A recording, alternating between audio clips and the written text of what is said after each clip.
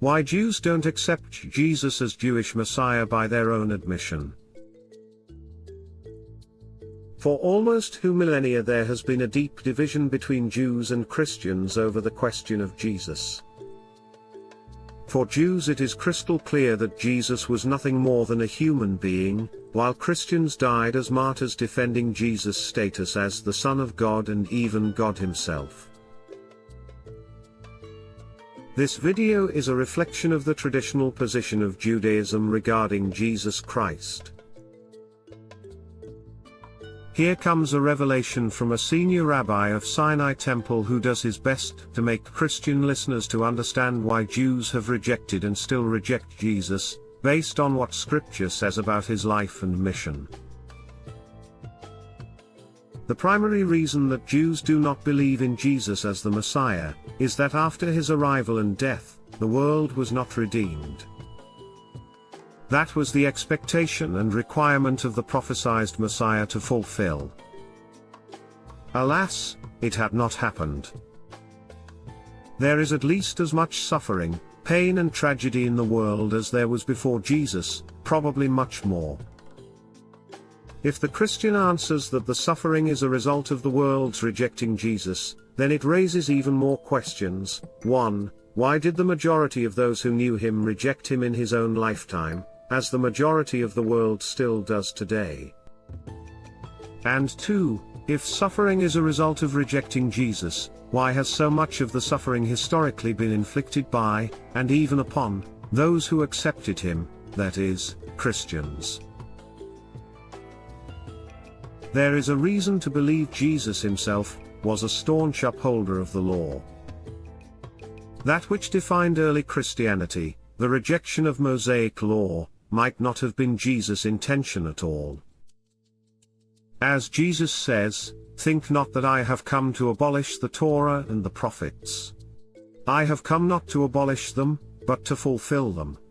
For I truly say to you, until heaven and earth pass away, not an iota, not a dot, will pass from the Torah until all is accomplished.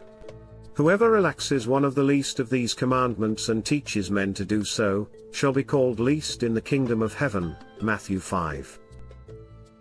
This is not to suggest that Jesus did not differ at certain points with orthodox rabbinic teachings. But the points of contact are closer and more numerous than is usually supposed, and the variations, from a Jewish point of view, far more problematic. Some of Jesus' teachings seem to Jews either contradictory or simply immoral. This does not negate the possibility that Jesus was a great moral teacher, but he was far from perfect in his moral outlook. The idea that eternal punishment would follow from rejecting Jesus seems downright evil and idolatrous.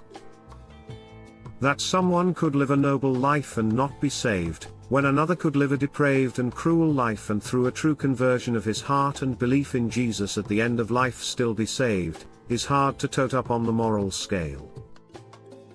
Many Christian denominations reject this doctrine today, but for centuries it was normative church doctrine. The Jesus who said, "Think not that I am come to send peace on earth, I came not to send peace, but a sword. For I am come to set a man at variance against his father, and the daughter against her mother," Matthew 10:34-37, is not a Jesus whom Jews can accept as a moral model. The statement is consistent, however, with the Jesus of Luke 14:26, who says, "If any man come to me, and hate not his father and mother and wife and children and brethren and sisters, yea, and his own life also, he cannot be my disciple." Really? So we have to abandon our parents, and all other relatives to follow Christ. But what about the fifth commandment God gave to Moses, "Honor your mother and father"? In addition, the Jesus who withers a fig tree because it did not provide him with fruit when he was hungry, seems peevish rather than exemplary, Matthew 21:17-19. There are many remarkable and wonderful teachings of Jesus in the New Testament. However, they are the teachings of a human being, not a God, and many of them, including the most morally enlightened, are paralleled in rabbinic literature. One cannot truly understand Jesus without understanding the climate in which he grew up. When one studies the Talmud, the image of Jesus becomes sharper, and still very impressive, but less original. Jesus' criticisms of the rabbis of his day are echoed in the literature of the prophets centuries before. When Hosea writes, "I desire mercy and not sacrifice," Hosea 6:6, or Isaiah thunders, "I cannot endure sin coupled with solemn ceremonies," Isaiah 1:13, we are hearing the same themes Jesus so deftly expounded later on. And what about the idea and anticipation of the second coming? That one seems to have grown out of genuine disappointment. We are told in the Gospels, "Verily I say unto you, there be some standing here, which shall not taste of death till they see the Son of Man coming in his kingdom." Based on this promise, Jesus' disciples hoped, in vain, that Jesus would return during their lifetime. But it did not happen. When Jesus died, true believers had to theologically compensate for the disaster. It remains significant that the vast majority of people who knew him did not see Jesus as divine. Unless the entire Jewish population of Jerusalem at the time was either wicked or stupid, they, who knew Jesus far better than we, did not respond to his presumed divinity, because he was clearly human. Even his own mother and brothers found it difficult to comprehend how, after 30 years of Jesus being one of them, he overnight decided he was the Son of God, walking around telling this good news to all his neighbors. Surely, his immediate family suspected that he became delusional or simply lost the plot. The history of Christianity is not such as would persuade Jews that Christians are in possession of a superior moral truth. The history is too long and painful to summarize here, but many good books are available that elaborate on what the historian Jules Isaac called the teaching of contempt. The thousands, even millions of innocent Jews who lost their lives, their children, their hope, from a refusal to be other than who they were, make it difficult to see Christianity in its historical garb in anything but a dark, forbidding light, leading nowhere, if not to destruction. The Chronicle of Christian Anti-Semitism is one of the most gruesome, disheartening chapters of human history. Even the most abominable tragedy, the systematic slaughter of millions in pogroms, World War II, the Holocaust, cannot be entirely separated from centuries of Christian teachings of the abjectness of the Jew.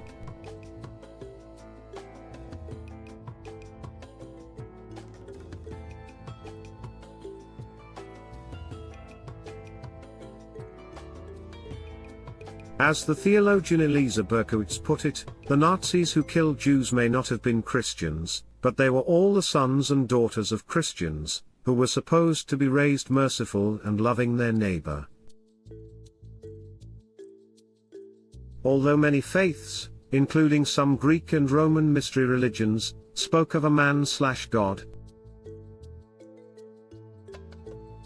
Judaism sought to keep clear the boundaries between the human and the divine. The blurring was taken to be the sign of betrayal of the tradition.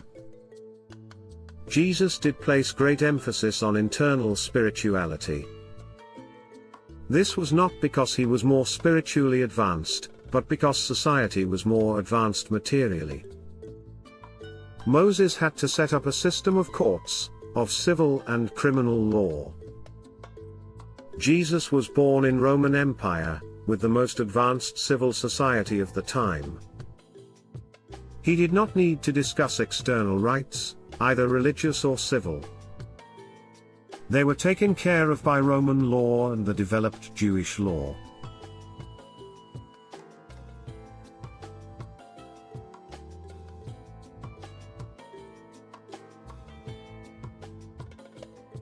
In this sense, Islam bears a closer kinship to Judaism. It, too, is a religion of law, necessitated by Muhammad's melding desert tribes into a religious community, much in the manner of Moses. As for Jesus, public justice was outside his purview. The idea that one can be saved only through Jesus is contrary to simple compassion and justice. Judaism teaches that the righteous of all nations have a share in the world to come. There are non-Jews who bring their souls to perfection. That is the simple truth that all faiths should acknowledge and celebrate.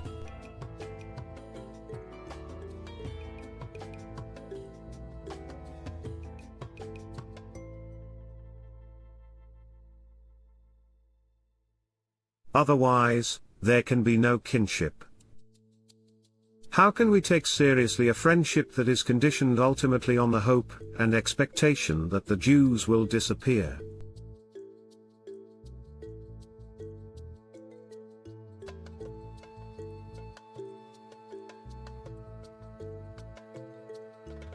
How would a Christian feel if we Jews were engaged in an effort to bring about the liquidation of Christianity?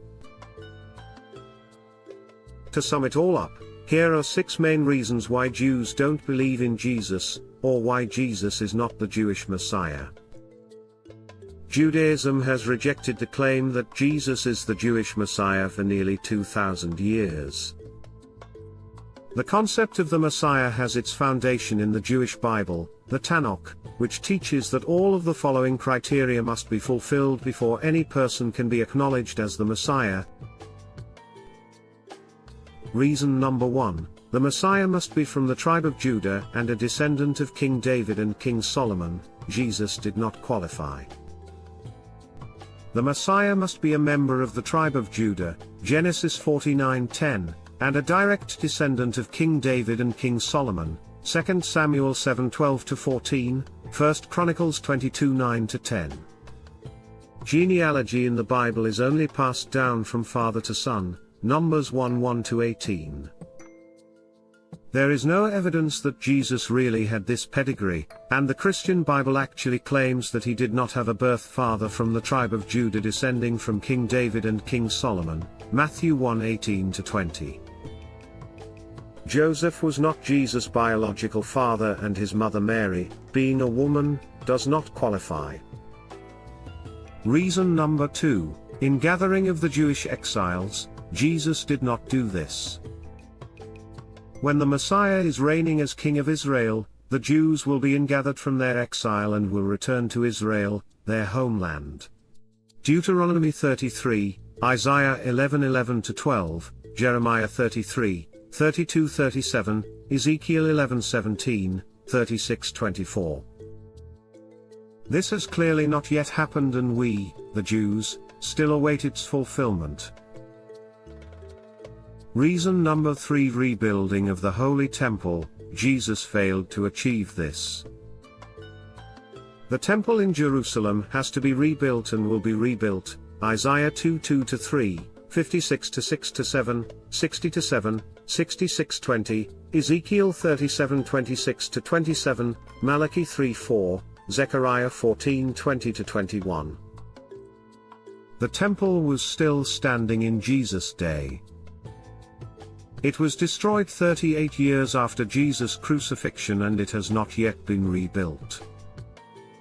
What kind of a Messiah would have left his chosen people without a place of worship and sacrifice?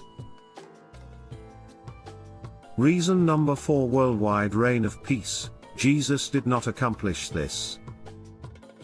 There will be universal disarmament and worldwide peace with a complete end to war, Micah 4:1-4, Hosea 2:20, Isaiah 2:1-4, 60:18. Wars have increased dramatically in the world since the start of Christianity.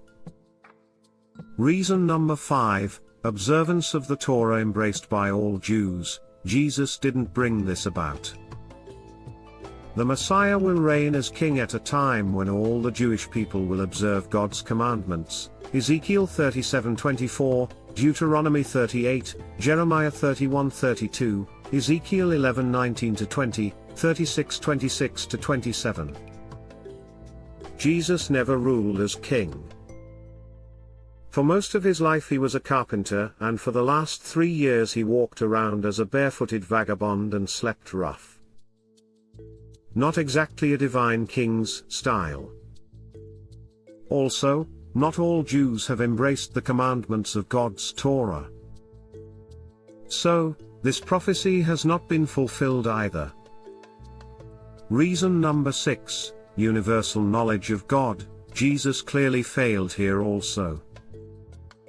The Messiah will rule at a time when all the people of the world will come to acknowledge and serve the one true God, Zechariah 3:9, 8:23, Isaiah 45:23, 66:23, Jeremiah 31:33, Ezekiel 38:23, Psalm 86:9.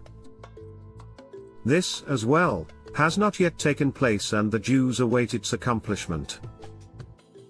No matter how many unusual and miraculous things Jesus seems to have performed in the New Testament, he doesn't fulfill even one of these 6 criteria by which the nation of Israel can recognize him as the true Jewish Messiah. There are some missionaries today who speak of themselves as Jews for Jesus. Jews for Jesus claim to syncretize Jewish heritage and Christian faith into spiritual harmony. This is an absolute nonsense. It makes as much sense as saying Christians for Muhammad. A Jew who accepts Jesus has cut himself off from the faith community of Jews, and that has been so for 2,000 years. Moreover, the fact that Christians argue with the Jewish community about the legitimacy of Jews for Jesus is presumption of a high order. Not a single Christian has an authority to tell us who qualifies as a Jew. Many Jewish thinkers have seen Jesus as they have seen Muhammad, as God's instrument to advance monotheism in the world. Franz Rosenzweig spoke of Judaism as the sun, that is the source, and Christianity as the rays of the sun, that spreads monotheism to the world. The great Jewish philosopher Maimonides saw Islam and Christianity as the preparation for God's eventual kingdom. Jesus exercises a powerful historical fascination. He was, without doubt, a profound and enigmatic personality. Nonetheless, he remains, for many Jews, a man whose wisdom and wit place him among the great teachers of humanity, but he is neither a Messiah nor a God. So, brothers and sisters in Christ, what do you make of this?